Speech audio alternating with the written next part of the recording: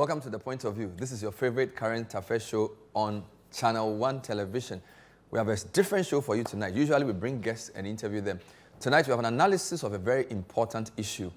Galamsey has become a topic. It's become a thorn in the flesh of our politicians. With 2 months to the election, it's still the biggest issue.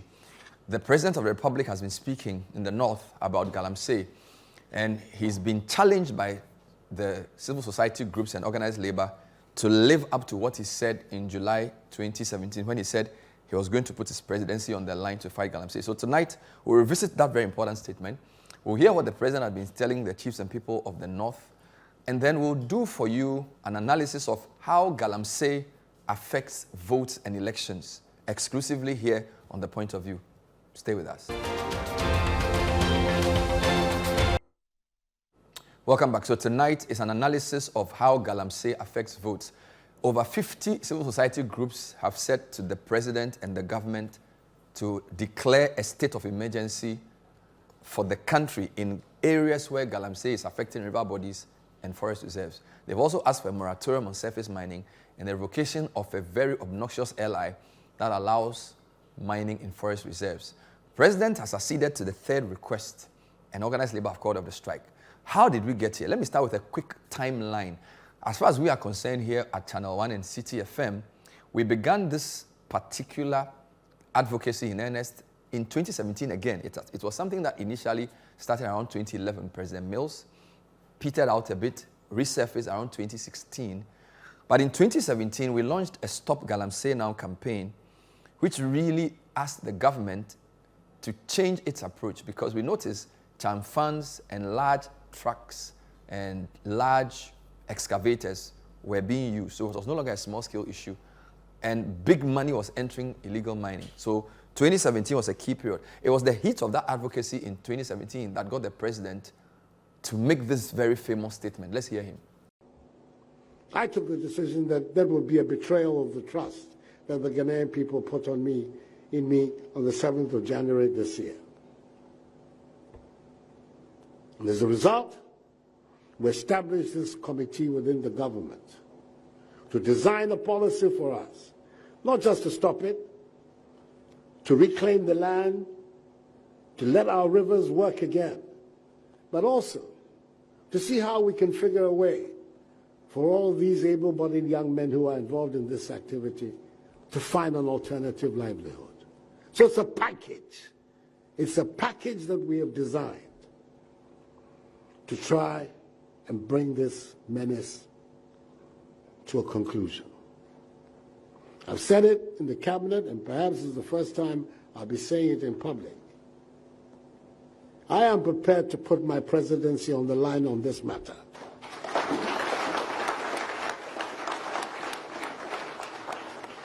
I've heard it being said that I should be careful. Many of these people voted for me, and if I continue this exercise, perhaps they will not vote for me again. If by the grace of God I'm in a position, my party allows me to go again, and I have the health and everything to go again, that I'll not get it again. And I'll say to myself, well, this is a choice that all of us have to make as human beings. You do what you think is right, or do you do what you think will allow you to get along?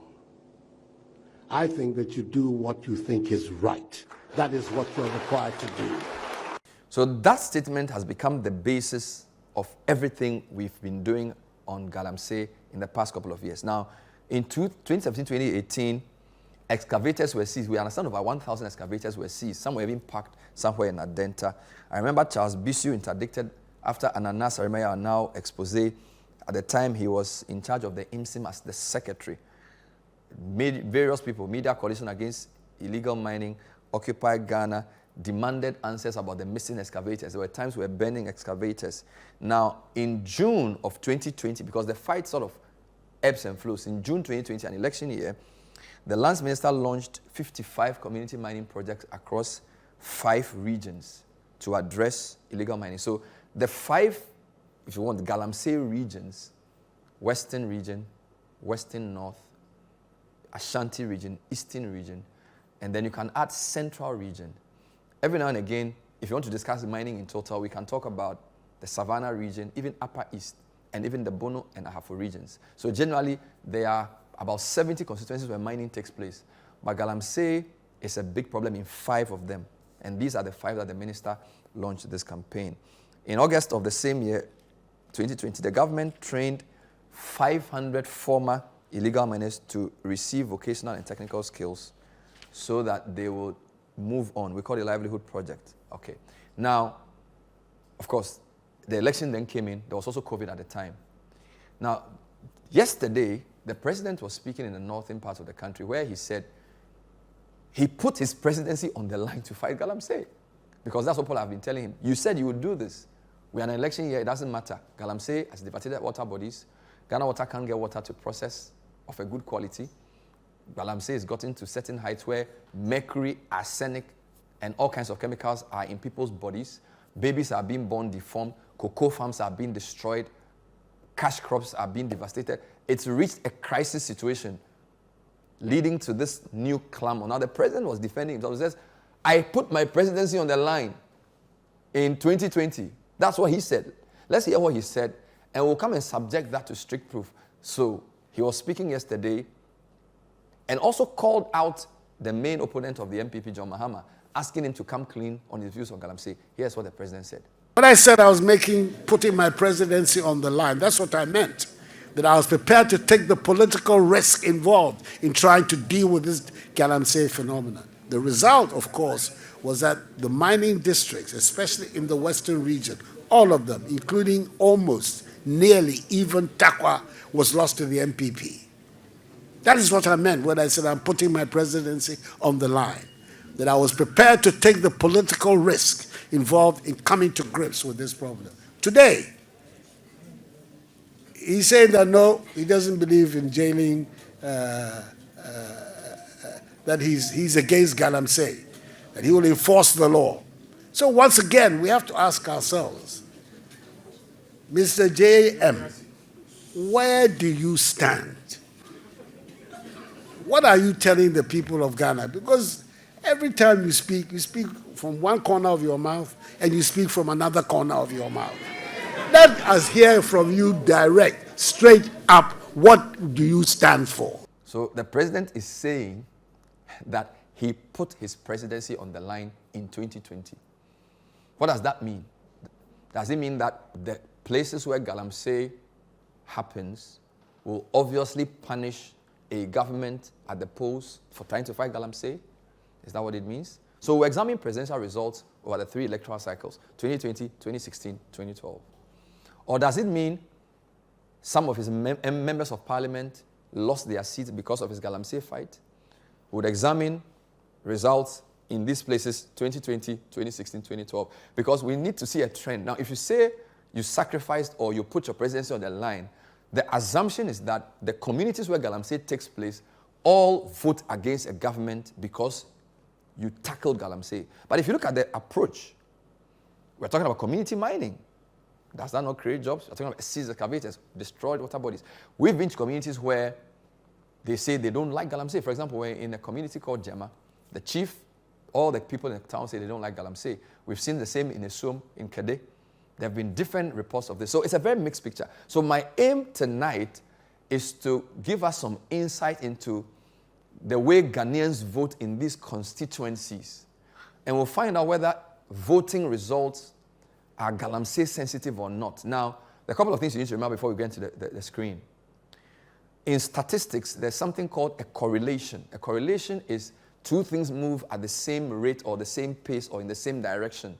Then there's something called a causation. Let me give you a simple example. It's possible that every time music is played next to your house, you have a headache. So your headache coincides with the fact that loud music is played by your next door neighbor. But so that's a correlation. So your head pains you at 10 o'clock in the morning, 4 p.m. because they play music at the time. That's a correlation. Now, we need to prove that it's the decibel of the music that gives you the headache. That's causation. So tonight we'll try and do both a correlation and a causation analysis to give you insights into this. So what I'm going to do is I'm going to move to the first screen. So this is how Ghana looks in presidential elections and parliamentary elections. I'm sure by now you know that anything you see which is green is where NDC wins. Anything you see which is blue is where MPP wins. So this is a simplified presidential election map based on the 275 constituencies. That's on your left, the left of your screen. On the right of your screen is a simplified parliamentary map based on election results. Second thing to remember, this is 2020 picture for Ghana. So every blue shape is a constituency MPP won in 2020 presidential. And on your right, every blue shape is a constituency MPP won for parliamentary. You notice the red. The red is Fomena. This is where the Deputy Speaker of Parliament went independent for NPP, from MPP, and therefore there's a red in there. Now, this is what I'm going to do. First line of inquiry to check this. We've decided to create what we call mining constituency map. Okay, so this is the whole Ghana, right? We have created mining constituencies. As I said, mining takes place 5 regions in the south and a couple regions in the north, a couple regions in the middle belt. So these are our mining constituency election results for 2020. Let me do the same for parliamentary to make it interesting for you. So the mining constituencies are beautiful. So you notice Western region, Western North, Ashanti region, Eastern region. There's also Ahafo and Bono. Then there's Savannah, Upper West and Upper East. This is very, very important for our analysis. So you have 9 or so regions where mining takes place. But don't forget, there are 5 key mining regions. The 5 key mining regions: Western region, Ashanti region, Eastern region, parts of Central region, and Western North. Ahafo-Bono and the North regions are more mining, less so Galamsey. But for analysis purposes, we've put all mining together. Now, let's see how all the mining communities vote. Now, what am I going to do here? I'm going to give you a historical analysis of their voting. And for that, this is what we'll show. Now, if we put these 70 constituencies where mining takes place together, this is the picture we get. The blue line is MPP, the green line is NDC. The red line is independent or third parties. Now, what is clear from these 70 constituencies generally is that MPP has an advantage. Now, this is 2020. They got 55% of the votes. NDC gets 43% of the votes. So it's a clear victory for them. Now, let's look at the trend. In 2012, a year that NDC performed best since 1996. So 2012 is NDC's best result since 96. In these mining constituencies, 70 put together, MPP gets 52%, NDC gets 45%. It's not even a contest, right? This is an election NDC won, right? But look at the gap. Now, in 2016, which is MPP's best result since record started, 1 million plus, the vote they get in mining constituencies, 58% presidential, 39% for NDC. Big. Don't forget, a lot are in Eastern, Ashanti, Western, Western North. And there's also Bono, East, Bono, Ahafo. Some Upper West, Savannah. Not many. So you look at the concentration of the map. Now, let's do the same for the parliamentary. 2020, 42 seats that NPP wins in mining constituencies. NDC wins only 27.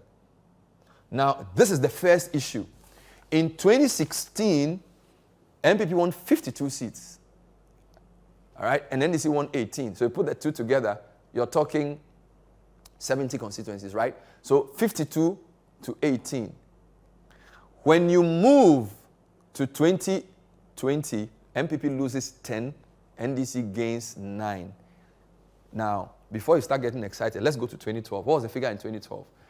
2012 was a year NDC won that election. MPP was 41 mining, NDC 28. MPP jumps to 52, NDC falls to 18 for 2016. For 2020, MPP comes back to what it was in 2012, and NDC goes back to what it was in 2012. So if you just look at here to here, say, wow, MPP loses 10 seats. NDC wins 9 seats. An independent wins 1. But we need to look at the trend. This is very important. So what we're saying is that, generally speaking, MPP has an advantage in these 70 mining constituencies. There's no doubt about this. But because we've put unrelated constituencies together, we've put Upper West. Of course, these are constituencies within Upper West, right? These are constituencies within. So it doesn't, it's a mixed bag. So what we are going to do, and thankfully our team has made this easy, we're going to delve deeper. We've broken down the mining constituencies into about 9. So you can take it zone by zone. So you can understand this clearly. So first point is that if you compare the two, MPP has an advantage in those constituencies. Second conclusion, 2012, MPP improved in 2016, came back to 2012 levels. This is the conclusion after the first round. Now, let me start with a very important region, because if you listen to the president carefully, he said particularly in the Western region. If you listen to the audio, good. So let's go to Western region. We call this, so these are the mining constituencies in the Western region. All right? These are mining constituencies in the Western region. Let me do the same for parliamentary. Mining constituencies in the Western region. Then we are going to discuss this and see, is MPP suffering because of Galamsey? What is going on in these constituencies? So again, let me take you on a tour of these constituencies. And by the way, let's name the constituencies from off the top of my head. Let's see if we can remember these constituencies. Extreme west of Ghana is Jomoro. Jomoro is where you had Elubo. This is where Kwame Nkrumah's daughter was MP some years back. Now there's an MP there whose matter went to court. Then next to it is Elembele. Then there's Evaluejura. All right, so these are the 3 on your left. Then you have the Amenfi, Wassa Amenfi cluster. The Wassa Amenfi cluster, right? So you have Wassa Amenfi Central, Amenfi East, Amenfi West. Okay? Then there's the 2 biggest constituencies in the Western region. 2 biggest constituencies in the Western region. In fact, if you look at the records, in the top 20 constituencies in Ghana by size, Prestia Huni Valley is number 11, and Takwa is number 13. They are huge constituencies. So there's Prestia and there's Takwa. I will then add a couple. Ahanta West is down south here, not far from Takrady. And then there's Impoho. Then at the top, you have Bibieni and Yaso Bekwai. All right. Now, let's go back to the trend for these constituencies in the Western region to see what is going on in terms of votes. So I'm going to move out of the map and just take you into comparing just the Western region votes. And then we'll see whether there was an advantage for anybody. So for that, I'm going to go back here, and I'm just going to reselect this. Then I'll show you the same thing for parliamentary as well. So maybe let me reset it whilst I go back to that. Then we sort of make some progress. Now, so far, we have seen that there is a correlation between the presidential and the parliamentary. All right, if you look at this carefully. So apart from Jomoro, where you have MPP president winning, NDC parliament winning, almost all of this is blue, this is blue. All of this is green, all of this is green, except in the corner. All of this is blue, and all of this is blue. So for the western enclave of mining, the only skirt and blouse that you find is Jomoro. So let's examine Jomoro and see what's happening in Jomoro to see whether it was a Galamsey-induced problem. All right? Because there are 2 ways a party can suffer. They will vote for your president because of VSHS and vote against your MP because she's on the ground because of Galamsey. You know, so. All right, so let's see. Jomoro has had a very interesting background. Akufo-Addo won 47%, Mahama 45%. Now, Jomoro historically has been an NDC seat, 58% in 2012 to 35% in 2012 for MPP. MPP takes Jomoro in 2016, 48-46. They maintain it for president, but only just. Right? This is very close. Now, let's go to parliamentary as well. This time, NDC wins. So you can say Jomoro voters preferred Nanado in 2016 and 2020. But somehow, for Parliament, they come back to NDC. But they were with NDC already. All right? That's point number one. Point number two, there was an independent candidate. Now, the NDC candidate gets 24,000 votes. The MPP candidate gets 19,000 votes. The independent candidate gets 10,000 votes. So, Jomoro, if they repudiated the MPP Paul Essien, was it Galamsey or was it the independent candidate? Because when you come to president, MPP wins it only just. And the difference between 2020 and 2016 is not significant to you can't say it's Galamsey. And by the way, Jomoro is not even a heavy Galamsey constituency. If you want to do Galamsey, go to Wassa Menfi Central, Wassa East, Wassa West, and get into Upper Dinchira. That's what you're talking. So the conclusion from this is that even though MPP lost this parliamentary seat, I think it's just a correlation, right? And we know the reason. There's an independent candidate, 10,000. All right? Now, number two, did this woman campaign against Galamsey? We are not sure. So for the for the Western enclave where there was a change in terms of fortunes for the MPP in 2020, you can't really say it's a Galamsey problem. Good. Now, by the way, there was an independent candidate, Sammy Nkrumah. You get it? So, former MP is running. So, you have Sammy Nkrumah getting 10,000. So, she distorted MPP's plan here. So, MPP wins 48, 47, same margin. So, I think that's thrown out the water. Now, what I want to do is to give you another constituency that we think is interesting for the Galamsey conversation. It's called Wassa Amenfi Central. Now, Wassa Amenfi Central, I'll give you its history shortly, but it's been an NDC constituency president-wise for a long time. 58, 2012, 53, 2016, 58, 2020. So, you can't really say that MPP did any worse than they did, right? President-wise, they had 44, it went to 39. But prior to that, they were at 39. So this is basically their steady state. 2016 was an unusual election. Sitting president loses massively. So you can't really say Wassa Amenfi Central did anything to MPP, right? For parliament as well, NDC has been winning. 2012, they had the seat. Let's go up a bit. Forgive me. 2012, they had the seat. So it's an NDC clean. There's no problem for... So this is not a Galamsey issue. Right? Now let's do Wassa Amenfi West, which is close to Western North. All right, let's do Wassa Amenfi West, which is close to Western North. And check it out. Amenfi West. Again, take a closer look. NDC throughout 61, 56, 57. It's just a 1% increase. Parliament, MPP even closes the gap, right? So for Parliament, in 2016, it was a 6,000 gap. They've actually closed the gap.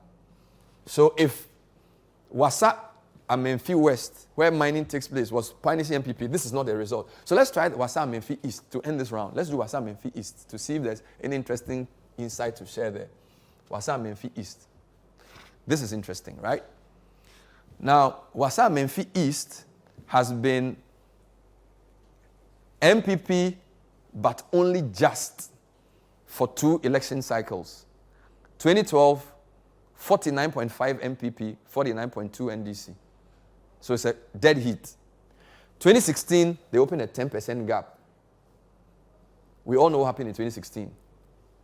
But 2020, Mahama now takes it from Akufo-Addo, 51.49, and Akufo-Addo 46.40. All right, how does this relate with parliamentary? Wassa Amenfi East. They actually had the seat in 2012, lost it to NPP, and took it back. Is there an independent candidate? Only it's insignificant. So Nicholas Amoako wins 53%. John Mahama wins 51%. There's a correlation between the two performances. Now, to decide whether this was a Galamsey effect, you must compare this to the national figure. All right? Now, This is, in most constituencies in 2020, NDC does better than they did in 2016. So later on, we'll do a correlation with the national, a comparison with the national. So far, we've shown you a few constituencies in the Western region where, apart from Jomoro, where there was skirt and blouse, it was all consistent. And Wasa Memfi East was the only, you can say, swing constituency involved. The rest are very clear. So, for example, you want to try Evaluejira at Jomoro. All right? This constituency doesn't really give you, NDC wins it throughout, 56, 50, 52. So they've won it presidential for the 3 election cycles. If you come to parliamentary as well, NDC wins it. All right? Catherine Afeku loses to Ko Aku Nokwe. So the consistency is there for all to see that this constituency, by the way, in 2016, MPP wins it, but only just. NDC just reclaimed it. But presidential tells there's been an NDC seat all through. This will make it clearer. For president, NDC throughout. So this, you can say this 2016 victory for MPP was probably an outlier. Because if you look at all of this, it's green, green, green, green, green. Look at this. So you see, the parliament has been swinging. The presidency is constant. So the parliament is swinging, the presidency is constant. Now, is there a Galamsey effect? How many votes are we looking at? From 14,000 votes to 17,000 for MPP, 12,000 to 19,000. Look at the personalities involved. Catherine Afeku, Ko Noko Kujo. Not sure. Not sure. We'll take a break. When we come back, I'm going to add the central region Galamsey constituencies to see whether it changes the pattern. And by the way, while we do this, we can have a summary of the 2 regions to tell you whether Galamsey had an effect. So far, so good. We're saying we are not too sure if the president's party suffered that much. We'll deal with the 2 biggest constituencies in the Western region when we come back as well. Takwa and Siayem and Prestia Huni Valley. We'll deal with those 2 when we come back. Stay with us. Welcome back. Tonight we're examining the effect of Galamsey on votes. We're looking at the voting trends in Ghana for the past 3 electoral cycles, or even more, and decide whether people in constituencies where illegal mining takes place or irresponsible mining punish a government. Don't forget, the president said in July 2017 that he will put his presidency on the line to fight Galamsey. He said yesterday that he suffered in the Western region because of Galamsey and that he lost. So far, we've shown that in Jomoro, where there was skirt and blouse, there was an independent candidate. So you can't really attribute that to a loss. Now, let's do 2 key constituencies. As I said, the 2 largest constituencies in the Western region are this one, Prestia Huni Valley, which incidentally was the constituency that the former minister, deputy minister for mines, Barbara Otin-Jesse, was from. Okay, so now let's look at Prestia Huni Valley in 2020. Now, Prestia Huni Valley itself is a very interesting constituency. In 2012, NDC comfortably won that constituency, presidents-wise, 56% to 42%. So it's NDC dominant. In 2016, NDC maintains it, but MPP closes the gap. It's now 49 for NDC, 47 for MPP. It's very close. So they nearly took it. Now, what happened in 2020? NDC swings it back to 58, and MPP gets 38.8. So you can basically say NDC improves upon even their 2012 performance in Prestia, whilst MPP does worse than it did in 2012 and, of course, 2016. A lot of people cite Prestia as the key reason for this. They say it's an example of a place that MPP suffered. All right? Now, let's look at the parliamentary setup for Prestia. In fact, I'll show you something. The Prestia has always been a swing region. Okay. Now, what I have here is from 2012. Now, in 2012, Prestia, so the year before this, Prestia had an NDC MP. All right. In 2004 and 2000, Prestia had MPP MPs. And then in 1996, Prestia had an NDC MP. So this is what I'm saying. 96 NDC, 2000 MPP, 2004 MPP. 2012 NDC takes it back. 2016 MPP takes it. 2020 NDC takes it back. So what we are saying is that Prestia is a swing seat for parliamentary elections. This is very important because 96, when Rawlings did the second term, NDC wins it as a parliamentary seat. 2000, Kufuor's first entry, MPP wins that seat. 2004, MPP maintains the seat. Right? It is 2008 that NDC comes back to win it. And then they maintain it in 2012. So from 2008, the only time MPP has won it is when Barbara Otinjesi won it. And look at the numbers. She got 36,000, NDC got 32,000. So she won it only just. Now, if NDC comes back and gets 56,000, or look at the percentage, 57%, and Barbara Otinjesi is basically back at the pre-2016 level. All right? So she probably suffered for this, but this is one constituency out of 275. And this is a constituency which NDC wins consistently. All right? And we're also saying that in 2020, NDC clawed back a lot of lost constituencies. By the way, in 2020, NDC won 31 constituencies. How many are Galamsey constituencies? So far, we've pointed to Jomoro and we've pointed to Prestia. These are the two. Prestia is a huge constituency. Prestia on the list of constituencies for 2024, for those of you who are interested, it's the number 11 largest constituency in Ghana. Yeah. So Prestia has 144,000 votes. It's a massive constituency. It's number 11 in the list. Now, its next door neighbor is called Takwa in Siayem. Takwa is also a big constituency. Let's do Takwa. Now, Takwa is the constituency where George Miracle Duka, who's the current, so it's what was interesting. So the deputy minister for mines was in Prestia. She lost her seat. So president goes to the adjoining constituency, Takwa, and gives Miracle Duka. So you can see the method. There's a method to that, right? Now let's look at Takwa again. Let's look at Takwa's history. First, the performance.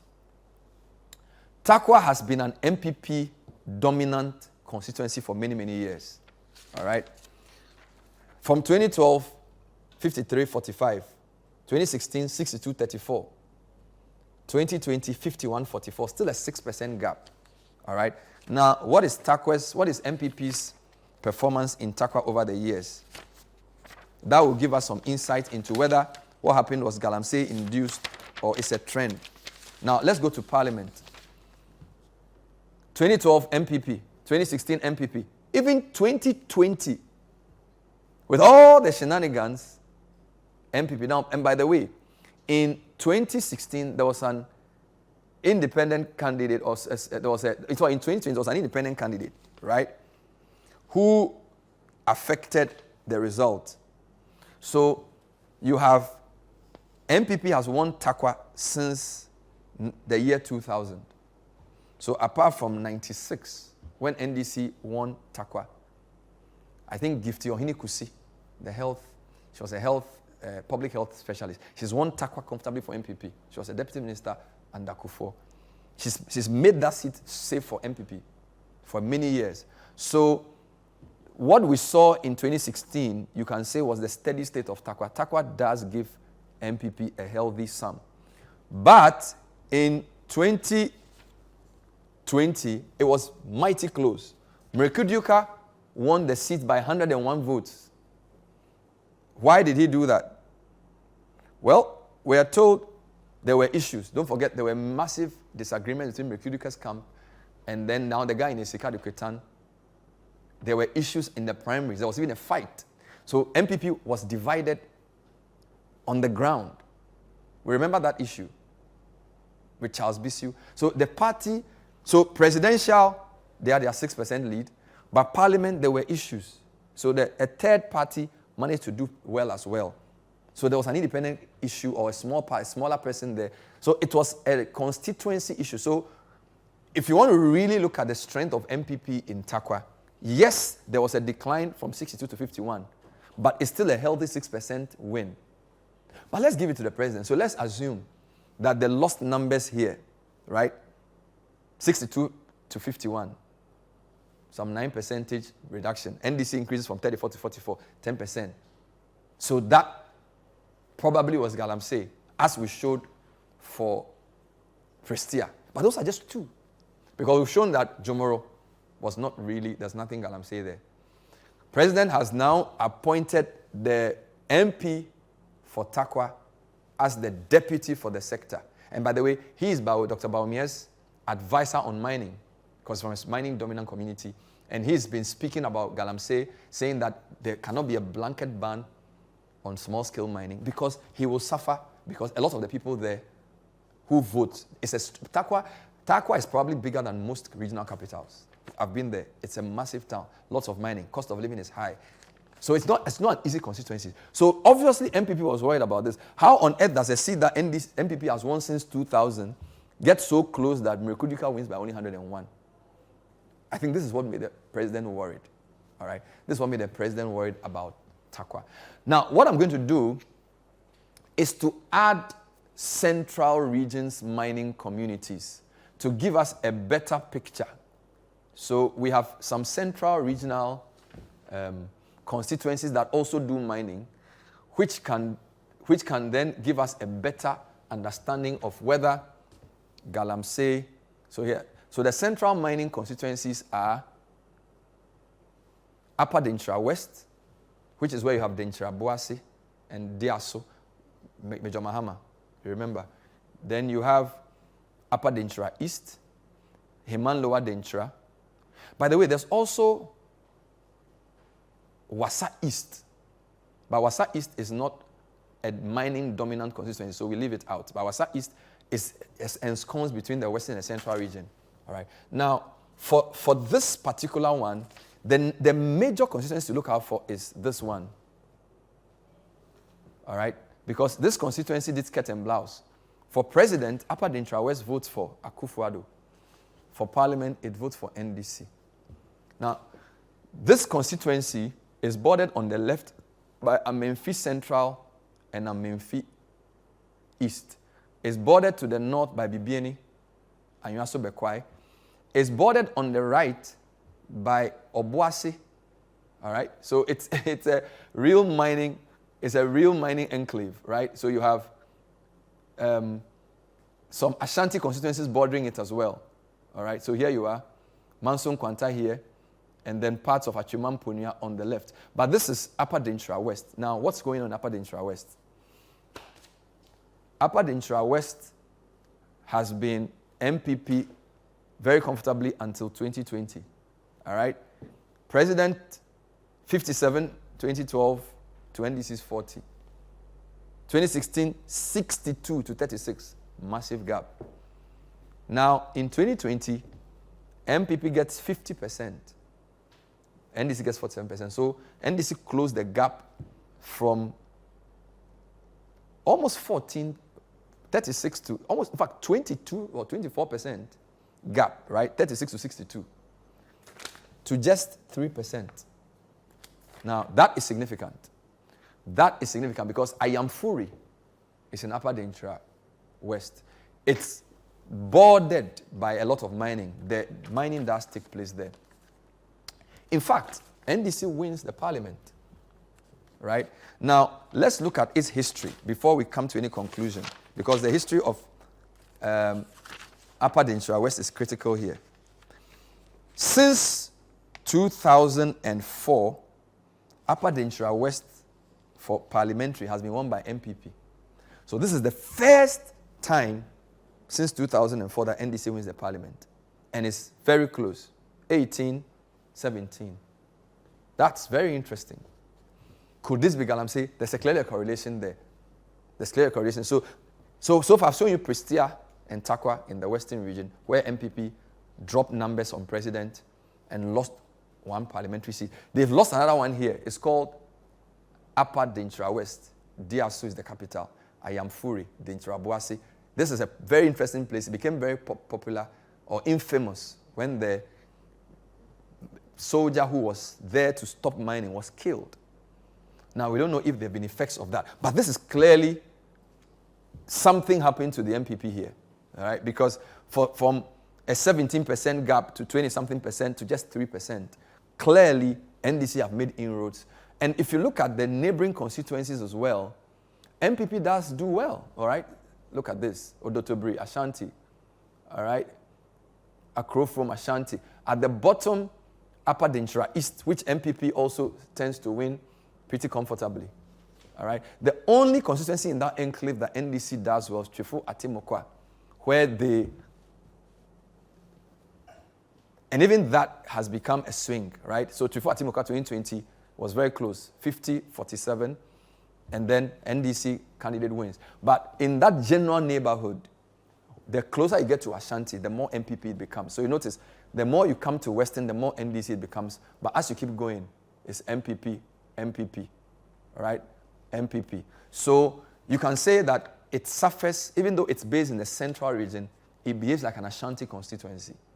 Because usually there are these continuities. So for NDC to reduce their margin from a massive 17% in 2012, this is NDC's best. Nationally, NDC did well in 2012 than it did in 2020. Yet, in Upper Dintra West, they nearly took the seat. So I'm sure this is what led to panic stations among MPP. How on earth do you allow a 20-something% gap to become 3%? Were there specific activities in Upper Dintra West that convinced the people to go for NDC? The insight doesn't show much. Daniel Hini Dakun Samuel Nsowajan. Not much is said here. I'm going to add a few more constituencies. Western North. Western North is a very critical region to add to this analysis because Western North as well has mining constituencies. We'll come back and give you some end notes. This is the point of view. Tonight, we're looking at Galamsey and votes. We'll give you a few more regions. Don't go away. Welcome back. So tonight we're talking Galamsey and votes. To what extent does a government's attempt to fight Galamsey influence their voting? So far we've done Western. Let's just show you Western North. Western North is an interesting place. So we have Bia East and Bia West. We have Joaboso. There's nothing really much going on there. The behavior of the parties there just tells you that MPP seems to be leveling out, right? So most of the constituencies there, 2012, NDC had a big gap, but as you come closer to modern times, MPP seems to be narrowing the gap. You can say that for, this is Bia West, this is Bia East, this is Joaboso, and then Sefiwi also. They've actually, MPP actually won Sefiwi also for both president and parliament, right? So you could actually say that for Sefiwi also, where Dr. Efrie is from, MPP have managed to actually take that constituency. So if you're actually talking about the presidencies suffering from Galamsey, Sefiwi also is an exception. Because in Sefiwi also, you actually have MPP closing what essentially is a 22% gap over 2 election cycles to actually winning it by 3%. Right? And we do know they actually won the parliamentary too. So so clearly NPP has actually gained in Sefiwi also. Right? And look at Sefiwi also's neighbors, just to give you a sense of where we are. Sefiwi Kontombra, Bodi, Suamai, Awin. Awin is where Jema is, where we interviewed the Reverend Minister recently, where they wanted to do mining and he said no. So Sefiwi also is within a mining situation, right? And MPP, look at what they've done. They've converted a 22% deficit in 2012 to a 3% advantage. Is that also Galamsey? So let's check it. Let's do something very important. The two big regions I have not considered so far are Ashanti and then Eastern. Let me start with Eastern to make it easy. Eastern region has a lot of mining, all right? Now, the major issue with Eastern region is one skirt and blouse. that took place in Akwetia.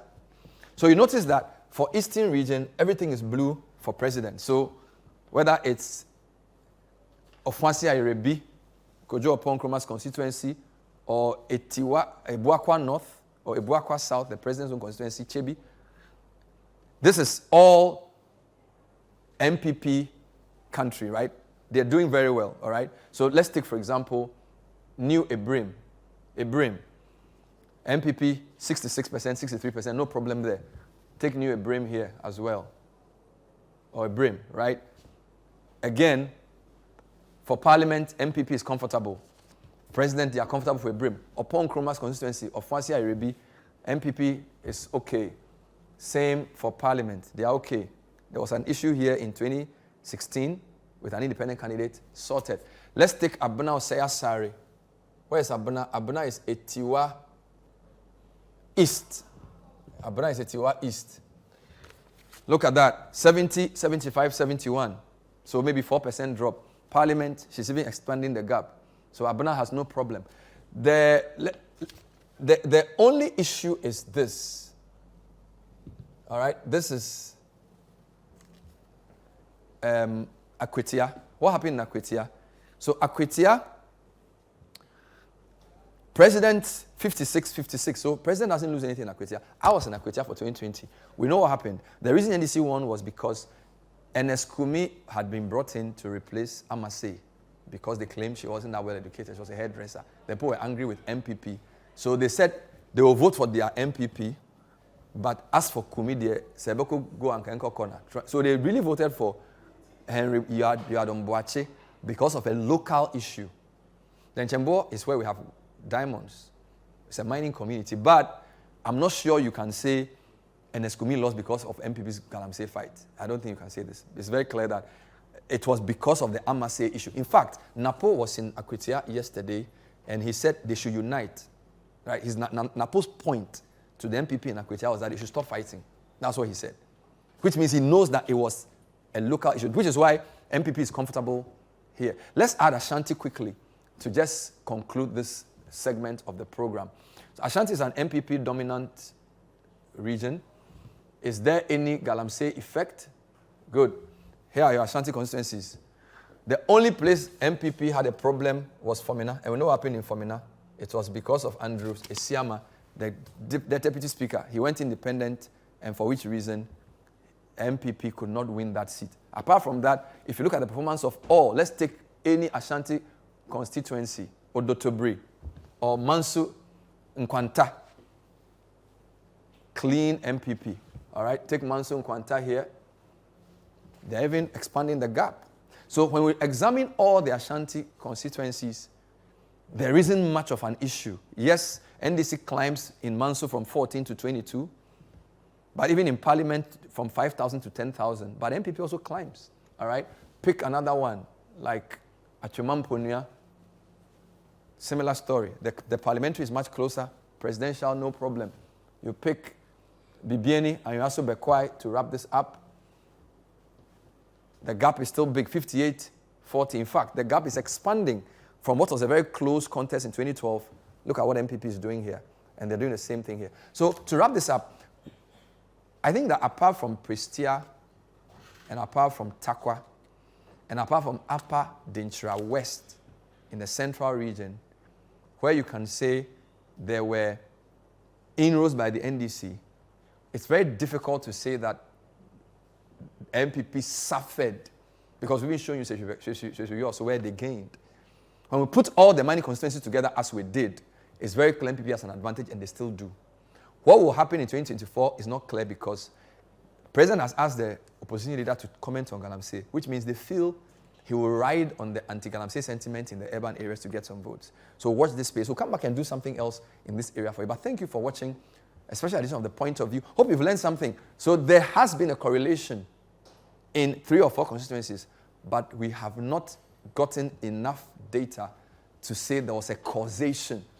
And to that extent, the president's claim that he put his presidency on the line to fight Galamsey is not borne out by the facts. Stop Galamsey now.